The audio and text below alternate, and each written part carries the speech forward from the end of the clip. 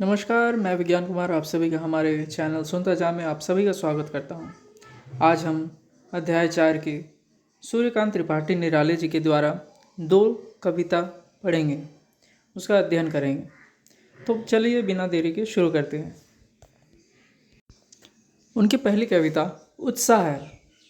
बादल गरजो घेर घेर घोर गगन धराधर ओ, ललित ललित काले घुंघराले बाल कल्पना कैसे पाले, विद्युत छवि उर्मय कवि नवजीवन वाले, वज्र छिपा नूतन कविता फिर भर दो बादल गरजो, विकल विकल उन्मन थे उन्मन, विश्व के निदाग के सकल जन, आए अज्ञात दिशा से अनंत के घन, तप्त धरा जल से फिर शीतल कर दो बादल गरजो। इस कविता की व्याख्या हम अब करते हैं। प्रस्तुत कविता एक आवाहन गीत है। इसमें कवि बादल से घनघोर गर्जन के साथ बरसने की अपील कर रहे हैं। बादल बच्चों के काले घुंघराले बालों जैसे हैं। कवि बादल से बरसकर सबकी प्यास बुझाने और गरज कर सूखी बनाने का आग्रह कर रहे हैं। कवि बादल में नवजीवन प्रदान करने वाला बारिश तथा सब कुछ तहस नहस कर देने वाला वज्रपात दोनों दिखते हैं। इसलिए वे बादल से अनुरोध करते हैं कि वो अपने कठोर वज्र शक्ति को अपने भीतर छुपाकर सब में नई स्फूर्ति और नया जीवन डालने के लिए मूसलाधार बारिश करें। आकाश में उमड़ते घुमड़ते बादल को देखकर कवि को लगता है कि वे बेचैन से हैं। तभी उन्हें याद आता है कि समस्त धरती भीषण गर्मी से परेशान है। इसलिए आकाश की अनजान दिशा से आकर काले काले बादल पूरी तपती हुई धरती को शीलता प्रदान करने के लिए बेचैन हो रहे हैं। कवि आग्रह करते हैं कि बादल खूब गरजे और बरसे और सारे धरती को तृप्त करे। दूसरी कविता कुछ इस प्रकार है।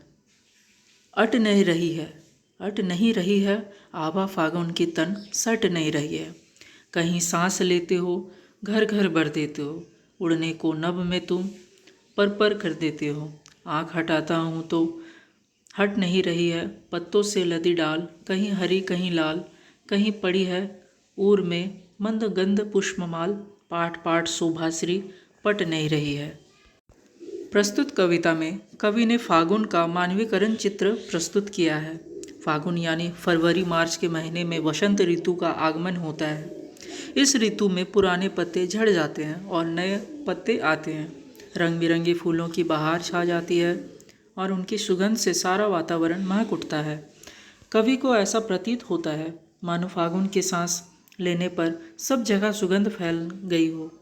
वे चाहकर भी अपनी आँखें इस प्राकृतिक सौंदर्यता से हटा नहीं सकते। इस मौसम में बाग बगीचे वन उपवनों के सभी पेड़ पौधे नए नए पत्तों से लद गए।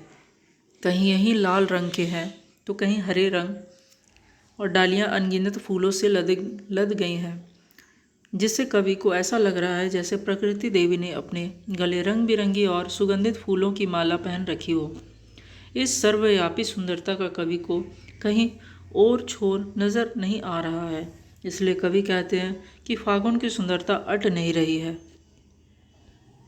और इसी के साथ हमने 2 कविता पढ़ी, उनकी व्याख्या किया। अब हम कुछ शब्द के अर्थ जान लें। धाराधर का अर्थ होता है बादल। उन्मन कहीं मन ना टिकने की स्थिति, अनमनापन। निदाग गर्मी, शकल सब सारे, आभा चमक, वज्र कठोर या फिर भीषण।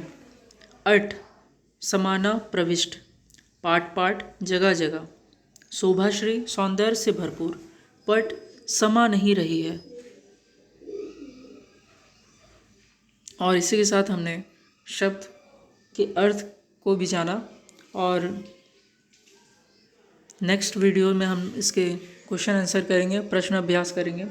तो वीडियो को देखते रहिए, बने रहिए हमारे साथ, डेली क्लास करते रहिए और हमारे चैनल को सब्सक्राइब करना ना भूलें। धन्यवाद।